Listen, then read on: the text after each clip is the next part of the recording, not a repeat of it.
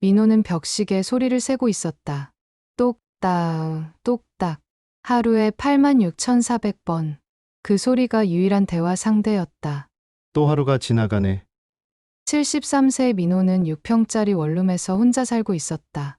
아들 준수는 서울에서 회사 다니며 바쁘다고 했고, 딸 미영이는 미국으로 이민을 갔다. 한 달에 한 번씩 오는 안부 전화가 전부였다. 창밖을 내다보니 옆집 201호에서 이삿짐을 나르고 있었다. 젊은 여자였다. 30대 후반쯤 되어 보였다. 짐이 많지 않았다. 캐리어 2개와 박스 몇 개가 전부였다. 새해 이웃이구나. 민호는 혼잣말을 하며 라면을 끓였다. 매일 똑같은 저녁. 라면에 계란 하나, 김치 몇 조각. 국민연금 월 30만 원으로는 이것도 사치였다. 저녁을 먹다가 옆집에서 흐느끼는 소리가 들렸다. 벽이 얇아서 웬만한 소리는 다 들렸다. 민호는 젓가락을 멈췄다. 그 울음소리에는 깊은 절망이 담겨 있었다.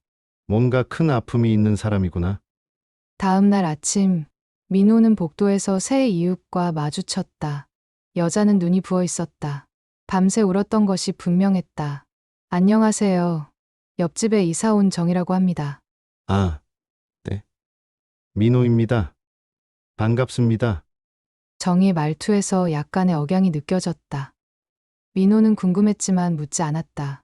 나이가 들수록 남의 일에 함부로 끼어들면 안 된다는 걸 배웠기 때문이다. 혹시 이 근처에 일자리 구하는 곳이 있을까요? 정의가 조심스럽게 물었다. 목소리에는 절실함이 묻어났다. 글쎄요. 나이가 있으시면 쉽지 않을 텐데. 혹시 뭘 하셨나요? 북한에서는, 아니, 고향에서는 간호일을 했어요. 하지만 여기서는 자격증이 안 된다고 하네요. 민호의 눈이 커졌다. 북한. 그제야 정의 억양이 이해됐다. 아, 그렇구나. 두 사람 사이에 짧은 침묵이 흘렀다. 민호는 뭐라고 말해야 할지 몰랐다. 정의는 고개를 숙였다. 죄송해요. 말하지 말았어야 했는데. 아니야. 괜찮아요. 다만, 힘드시겠네요. 민호의 말에 정의 눈에 눈물이 고였다. 정착금이 거의 떨어져 가요. 일을 찾아야 하는데 사람들이 제가 북에서 왔다는 걸 알면 다들 피해요. 그날 저녁, 민호는 정이 흐느끼는 소리를 또 들었다. 이번에는 참을 수 없었다. 벽을 가볍게 두드렸다. 정희 씨, 괜찮으세요? 울음소리가 멈췄다. 잠시 후 대답이 들렸다. 네, 죄송해요. 소음 피해드려서. 아니에요. 혹시 이야기라도 하실래요? 나도 혼자 있으니까. 30분 후, 정희가 민호의 방에 왔다. 눈이 퉁퉁 부어 있었다. 차라도 한잔 하세요. 민호가 보리차를 내왔다. 정희는 고마워하며 받아 마셨다. 북에 가족이 있나요? 민호가 조심스럽게 물었다. 딸 하나가 있어요. 다영이라고. 지금 12살이에요. 정희의 목소리가 떨렸다. 함께 오지 못했나요? 저만 먼저 왔어요. 나중에 데려오려고 했는데 정희가 다시 울기 시작했다. 북에서는 연락도 할 수 없어요. 딸이 지금 어떻게 지내고 있는지, 밥은 제대로 먹고 있는지 밤마다 그 생각만 해요. 민호는 정희의 손을 조심스럽게 잡았다.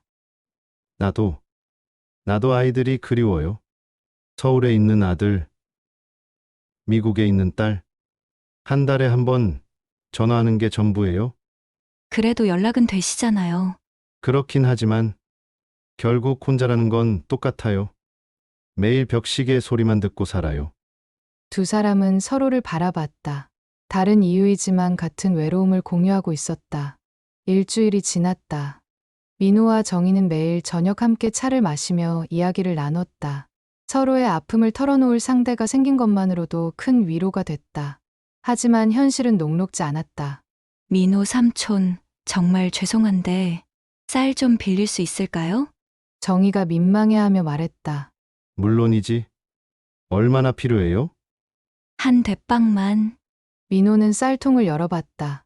자신도 얼마 남지 않았다. 하지만 젊은 정희가 더 급할 것 같았다. 여기 있어요. 정말 고마워요. 꼭 갚을게요. 괜찮아요. 서로 도우며 사는 거지. 그러나 민호의 상황도 점점 나빠지고 있었다. 국민연금 30만 원으로는 집세와 공과금을 내고 나면 생활비가 턱없이 부족했다. 다음 날 민호는 동네 슈퍼에서 아르바이트를 구했다. 하루 몇 시간 최저시급 한 달에 56만 원을 더 벌 수 있었다. 70이 넘어서 일을 다시 시작하네. 집에 돌아와서 정희에게 말했다. 저도 일자리를 찾고 있어요. 하지만 사람들이 제 출신을 알면, 편견이 심한가요? 네, 면접을 보면 처음에는 괜찮아요. 하지만 주민등록증을 보여주면 분위기가 달라져요. 정희 주민등록번호 뒷자리는 북한 출생을 나타내는 숫자로 시작했다. 한 번은 식당에서 설거지 일을 구했는데 사장님이 북한 사람은 믿을 수 없다고 하더라고요. 민호는 화가 났다. 같은 한국 사람인데 왜 그래야 하나? 저도 그렇게 생각해요. 하지만 현실이에요. 한 달 후 정희가 마침내 일자리를 구했다. 새벽 5시부터 오후 2시까지 김밥집에서 일하는 것이었다. 정희 씨, 축하해요. 민호가 진심으로 기뻐했다. 고마워요, 삼촌. 삼촌이 없었다면 포기했을지도 몰라요. 무슨 소리예요? 첫 급여를 받은 날, 정희는 민호를 위해 저녁을 차렸다. 오랜만에 먹는 제대로 된 식사였다. 이렇게 맛있는 밥은 얼마만인지? 북한 음식이에요. 다영이가 좋아했던 건데 정희 눈에 그리움이 스쳤다. 언제쯤 딸을 데려올 수 있을까요? 글쎄요. 정착을 완전히 한 후에 최소 3년은 걸릴 것 같아요. 3년? 민호는 정희의 마음을 헤아려 봤다. 12살 딸과 3년을 떨어져 지낸다는 것. 어떤 마음일까? 제가 여기 와서 벌써 6개월이에요. 다영이는 이제 13살이 됐을 거예요. 키도 많이 컸겠죠. 정희가 지갑에서 작은 사진을 꺼냈다. 어린 소녀가 해맑게 웃고 있었다. 예쁜 딸이네요. 닮았다고 하는데 저는 잘 모르겠어요. 민호도 지갑에서 가족 사진을 꺼냈다. 몇 년 전 촬영한 것이었다. 우리 아들, 딸이에요.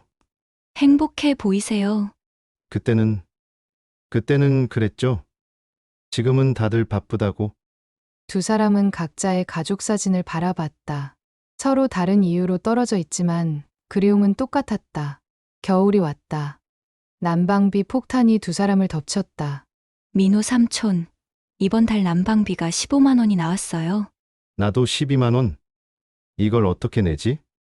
두 사람은 심각했다. 민호의 수입은 연금과 아르바이트비를 합쳐 86만 원, 집세 40만 원, 공과금 20만 원을 내고 나면 26만 원이 남았다.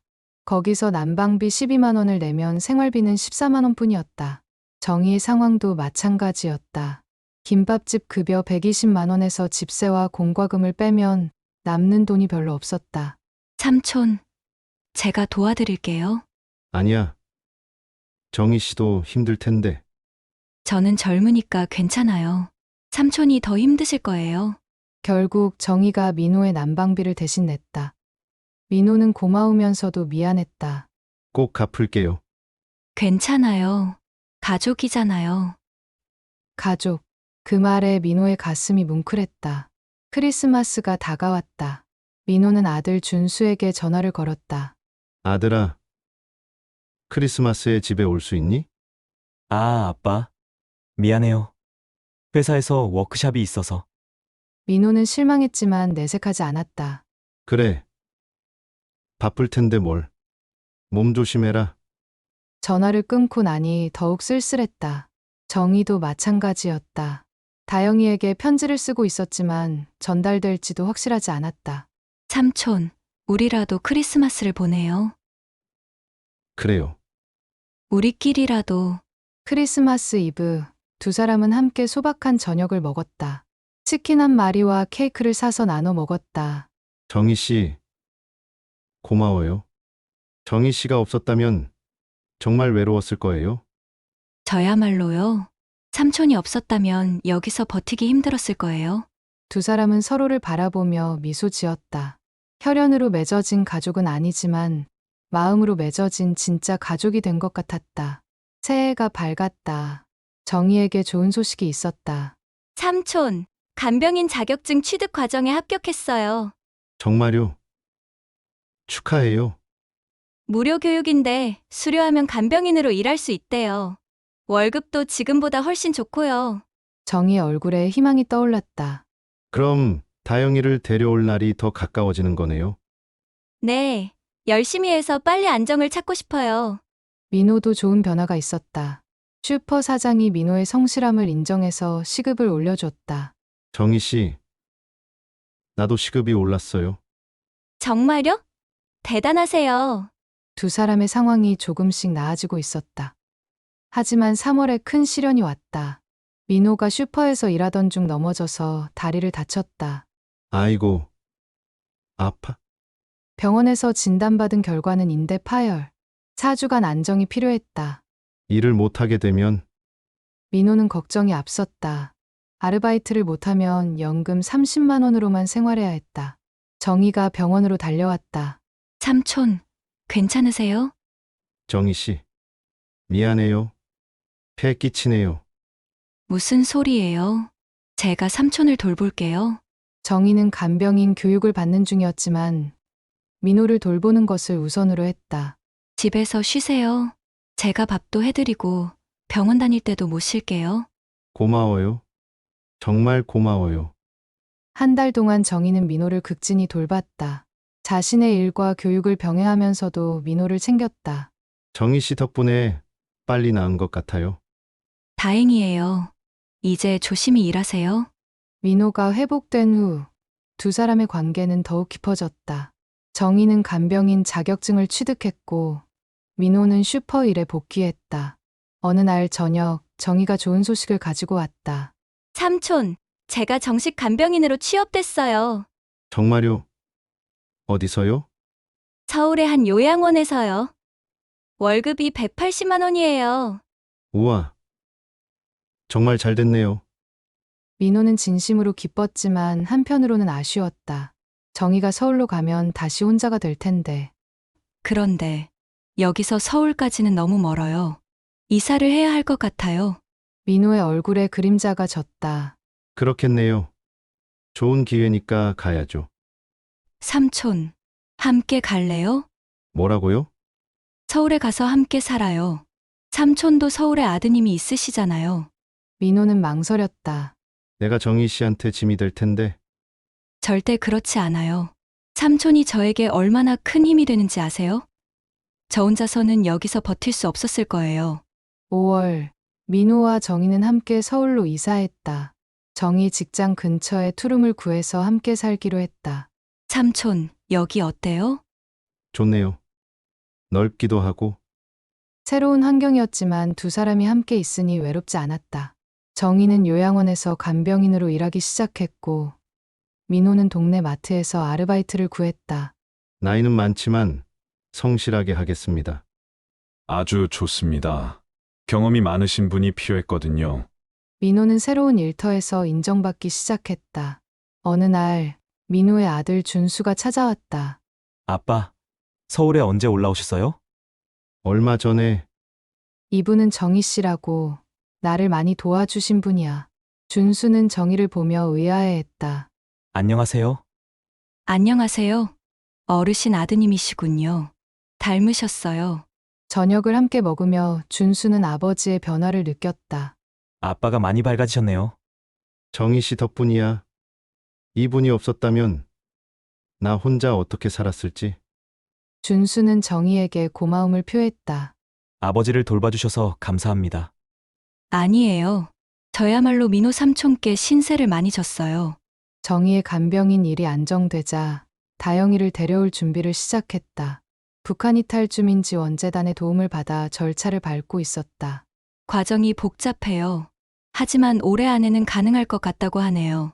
정말 다행이에요. 다영이가 얼마나 보고 싶을까요? 민호도 정희 못지않게 다영이를 기다리고 있었다.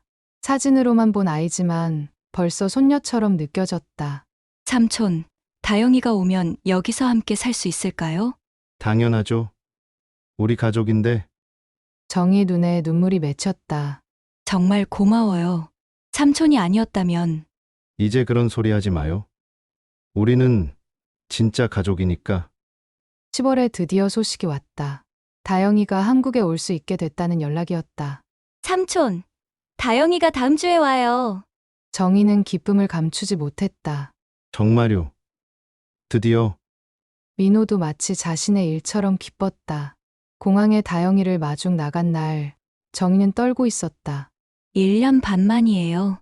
많이 컸을까요? 물론이죠. 아이들은 금방 크잖아요. 도착 게이트에서 다영이가 나왔다. 키가 많이 컸고 얼굴도 성숙해져 있었다. 다영이가 정희에게 달려왔다. 두 사람은 서로를 끌어안으며 울었다. 다영아, 많이 보고 싶었어. 민호는 그 광경을 보며 눈물을 훔쳤다. 다영아, 이분이 민호 할아버지야. 엄마가 많이 말했지? 다영이는 민호를 보더니 정중하게 인사했다. 안녕하세요, 할아버지. 어서 와.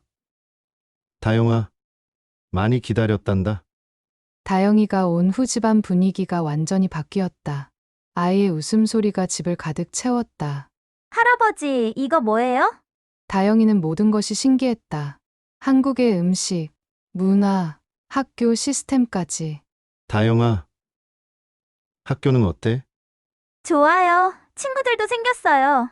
다영이는 적응이 빨랐다. 아이들 특유의 순수함으로 새로운 환경을 받아들였다. 민호는 다영이를 돌보는 것을 즐거워했다. 할아버지, 숙제 도와주세요. 그래. 할아버지가 도와줄게. 정희는 그런 두 사람을 보며 행복해했다. 삼촌, 정말 고마워요. 다영이가 할아버지를 너무 좋아해요. 나도 다영이가 좋아. 집이 이렇게 밝을 줄이야. 겨울이 다시 왔다. 세 사람이 함께하는 집은 따뜻했다. 크리스마스가 다가오자 다영이가 말했다. 할아버지, 엄마, 우리 크리스마스 트리 하나 사요. 그래. 사자.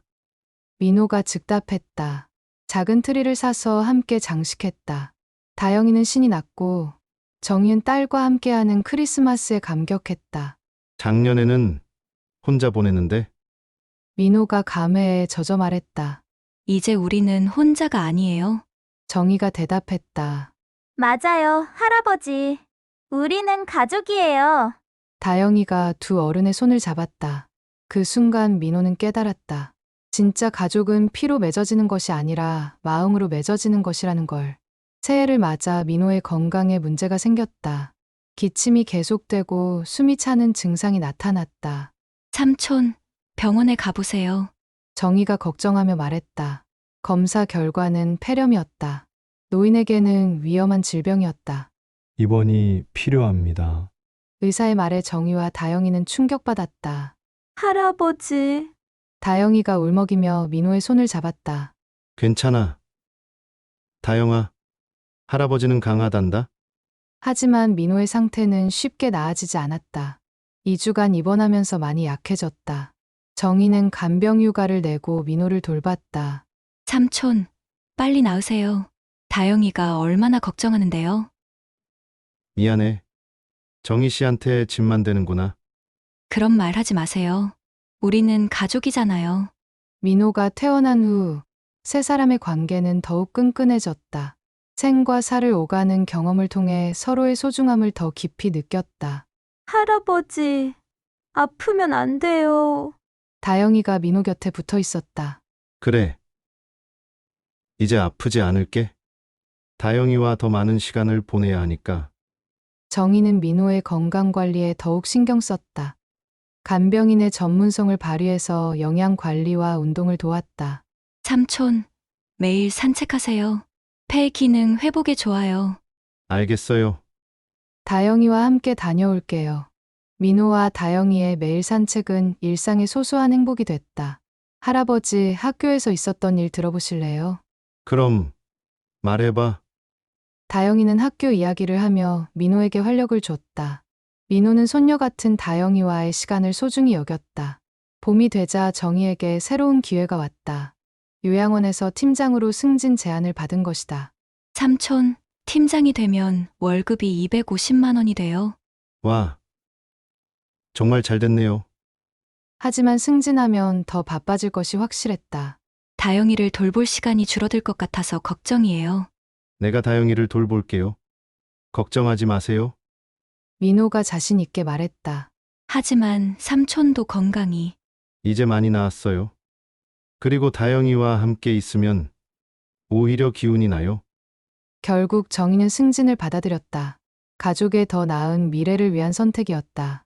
민호는 다영이의 방과 후 돌봄을 전담했다.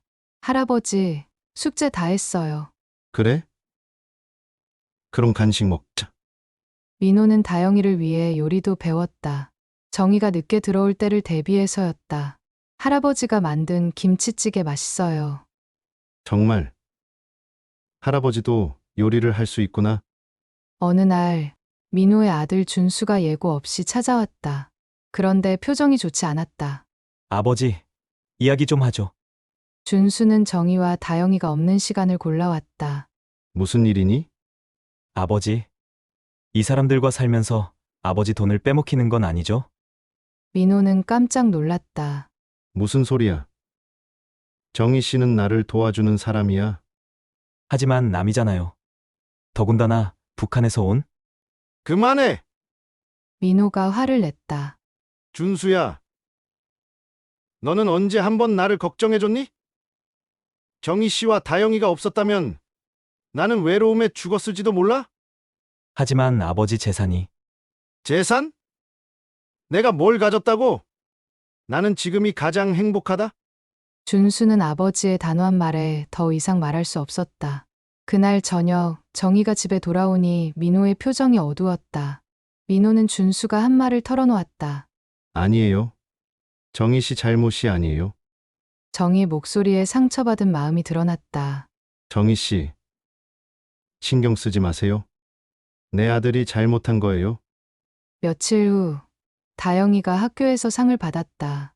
모범학생상이었다. 할아버지, 엄마, 제가 상 받았어요. 우와. 정말 대단하다. 민호는 다영이를 꼭 안아줬다. 시상식에 참석한 민호는 다른 학부모들과 자연스럽게 어울렸다. 따님이 정말 착하고 공부도 잘해요. 손녀예요. 예쁘죠? 민호는 자랑스럽게 말했다. 다영이를 진짜 손녀처럼 여기고 있었다. 집에 돌아와서 정희가 말했다. 정희 씨. 또 그런 소리예요? 민호가 단호하게 말했다. 내가 언제 이렇게 행복해 본 적이 있나요? 매일 아침에 다영이 웃는 소리로 일어나고, 정희 씨와 저녁에 하루 이야기를 나누고, 이게 바로 가족이에요. 하지만 혈연으로 맺어진 가족보다 마음으로 맺어진 가족이 더 소중할 수 있어요. 우리가 그렇지 않나요? 정희 눈에 눈물이 맺혔다. 나야말로 고마워요. 정희 씨와 다영이가 내 인생을 바꿔줬어요. 계절이 바뀌며 민호는 더욱 건강해졌다. 다영이와의 산책, 정희와의 대화, 규칙적인 생활이 그에게 활력을 줬다. 다영이 덕분이야. 아이와 함께 있으니까 나도 젊어지는구나. 다영이는 이제 완전히 한국 생활에 적응했다. 친구들도 많이 사귀었고 성적도 우수했다. 할아버지, 저 나중에 간병인이 될래요. 엄마처럼요. 그래. 좋은 꿈이네. 할아버지를 돌봐드리고 싶어요. 민호는 다영이의 순수한 마음에 감동받았다. 어느 날 정희 직장에서 우수 직원상을 받았다는 소식이 왔다. 정말요. 축하해요. 정희는 그 상금으로 가족 여행을 제안했다. 우리 3명이서 여행 가요. 어디로 갈까요? 바다 보고 싶어요. 다영이가 환하게 웃으며 말했다. 그럼 바다로 가자. 부산 여행은 세 사람에게 잊을 수 없는 추억을 만들어줬다. 민호는 오랜만에 바다를 봤고 다영이는 처음으로 바닷가에서 뛰놀았다. 할아버지, 바다가 이렇게 넓은 줄 몰랐어요. 북한에서는 바다를 못 봤구나. 네, 처음이에요. 다영이는 신이 나서 모래성을 쌓고 파도와 놀았다. 정희는 딸의 행복한 모습을 보며 눈물을 흘렸다. 삼촌, 다영이가 이렇게 행복해하는 모습 처음 봐요. 앞으로 더 많은 행복한 일들이 있을 거예요. 호텔에서의 마지막 밤. 세 사람은 창밖의 바다를 바라보며 이야기를 나눴다. 할아버지, 엄마, 우리 계속 함께 살 거죠? 다영이가 불안해하며 물었다. 물론이지. 우리는 가족이니까. 민호가 다영이의 머리를 쓰다듬어 줬다. 할아버지와 엄마는 항상 다영이 곁에 있을 거야. 정희도 딸을 안아주며 말했다. 여행에서 돌아온 지 얼마 되지 않아 민호에게 안 좋은 소식이 왔다. 건강검진에서 이상 소견이 발견된 것이다. 정밀 검사를 받아보셔야겠습니다.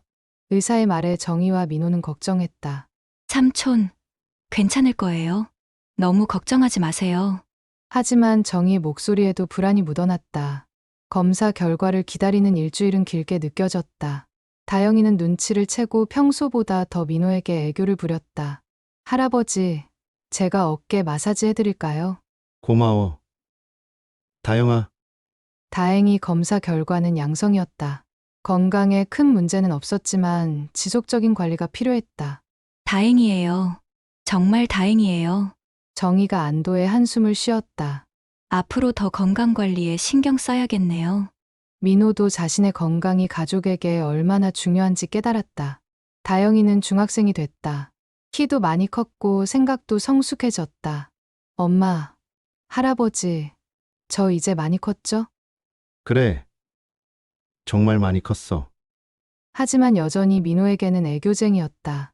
할아버지, 용돈 주세요. 또. 어제도 줬는데. 친구들이랑 영화 보러 가요. 민호는 흔쾌히 용돈을 줬다. 다영이의 모든 것이 사랑스러웠다. 정희는 다영이의 교육에 더욱 신경 썼다. 다영아, 공부도 중요하지만 올바른 사람이 되는 것이 더 중요해. 알아요, 엄마. 할아버지처럼 착한 사람이 될 거예요. 다영이의 말에 민호는 뿌듯했다. 어느 날 다영이가 학교에서 북한에 대한 발표를 했다는 이야기를 들고 왔다. 친구들이 북한에 대해 궁금해해서 제가 설명해줬어요. 뭐라고 했는데. 북한도 우리와 같은 사람들이 살고 있고 언젠가는 통일이 될 거라고 했어요. 정희는 딸이 자신의 출신을 부끄러워하지 않는 것이 고마웠다. 민호의 78번째 생일이 다가왔다. 정희와 다영이는 깜짝 파티를 준비했다. 할아버지 생일 축하해요. 다영이가 직접 만든 케이크를 가져왔다. 우와. 다영이가 만들었구나? 네, 요리 수업에서 배웠어요. 정희는 민호에게 선물을 건넸다. 뭐예요? 이게? 건강기능식품이에요. 삼촌 건강을 위해서요. 민호는 감동했다. 고마워요. 정말 고마워요. 생일 저녁, 세 사람은 함께 앉아 이야기를 나눴다. 삼촌, 처음 만났을 때 생각나세요? 그럼요. 정희 씨가 울고 있었잖아요. 그때는 정말 절망적이었어요. 하지만 삼촌을 만나고 모든 게 달라졌어요. 나도 마찬가지예요. 정희 씨와 다영이가 없었다면. 이제 그런 생각하지 마세요. 우리는 영원히 함께 할 거예요. 다영이가 두 어른의 손을 잡으며 말했다. 다영이는 고등학생이 됐다. 꿈도 구체화됐다. 저는 사회복지사가 되고 싶어요. 왜? 할아버지와 엄마처럼 어려운 사람들을 도와주고 싶어요. 민호는 다영이의 꿈을 응원했다. 좋은 꿈이야. 할아버지가 응원할게. 정희도 딸을 자랑스러워했다. 다영이가 정말 많이 성장했어요. 민호의 건강은 여전히 좋았다. 규칙적인 생활과 가족의 사랑이 그를 건강하게 만들었다. 의사가 동년배 중에서는 가장 건강하다고 하더라고요. 다영이 덕분이에요. 아이와 함께 있으니까 젊어지는 거죠. 어느 날 민호의 아들 준수가 다시 찾아왔다. 이번에는 사과하러 왔다. 아버지, 지난번에는 죄송했습니다. 괜찮다. 정희 씨와 다영이를 보니까 정말 좋은 분들이네요. 준수는 인정할 수밖에 없었다. 아버지가 행복해 보인다는 것을. 민호는 이제 80세가 됐다. 정희는 40대 중반, 다영이는 고3이 됐다. 세 사람은 여전히 함께 살고 있었다. 때로는 갈등도 있고 어려움도 있었지만 서로에 대한 사랑은 변하지 않았다. 할아버지 대학 합격했어요. 다영이가 환하게 웃으며 말했다. 정말 축하한다. 민호는 다영이를 꼭 안아줬다. 사회복지학과에 합격했어요. 제 꿈을 이룰 수 있게 됐어요. 정희도 기뻤다. 우리 다영이가 정말 대단해요. 그날 저녁 세 사람은 작은 축하 파티를 열었다. 다영아, 대학 가서도 우리와 함께 살 거지? 민호가 걱정스럽게 물었다. 물론이죠. 할아버지, 엄마와 떨어져서는 못 살아요. 그래. 우리는 평생 함께야. 민호는 창밖을 바라봤다. 처음 이 집에 왔을 때와는 완전히 달랐다. 그때는 혼자였지만 지금은 사랑하는 가족이 있었다. 정희 씨, 네, 삼촌. 우리가 처음 만났을 때 기억나요? 물론이죠. 그때 정희 씨가 말했죠. 혼자라고. 네, 정말 외로웠어요. 하지만 이제는 다르죠? 네, 이제는 혼자가 아니에요. 민호는 미소 지었다. 맞아요. 우리는 혼자가 아니야. 벽시계가 똑딱똑딱 소리를 냈다. 하지만 이제 그 소리는 외로움이 아니라 함께 흘러가는 시간을 알려주는 소리였다. 세 사람은 서로를 바라보며 웃었다. 혈연으로 맺어지지 않았지만 진짜 가족이 된 그들에게 더 이상 외로움은 없었다. 우리는 혼자가 아니야. 민호가 다시 한번 중얼거렸다. 그리고 그 말은 정희와 다영이의 마음에도 따뜻하게 울렸다. 때로는 혈연보다 깊은 인연이 있다. 서로의 상처를 어루만져주고 외로움을 나누어 가지며 진짜 가족이 되어가는 사람들이 있다. 민호와 정희, 그리고 다영이처럼. 민호 할아버지와 정희 씨, 다영이의 이야기 어떠셨나요? 혹시 이 이야기가 마음에 와닿으셨다면 아래 하트 버튼 한번 눌러주시면 정말 큰 힘이 됩니다. 그리고 구독 버튼도 꾹 눌러주시면 앞으로도 이런 따뜻한 이야기들을 더 많이 들려드릴 수 있어요. 우리는 모두 혼자가 아닙니다. 이 따뜻한 이야기가 외로움을 느끼시는 모든 분들에게 작은 위로가 되었으면 좋겠습니다.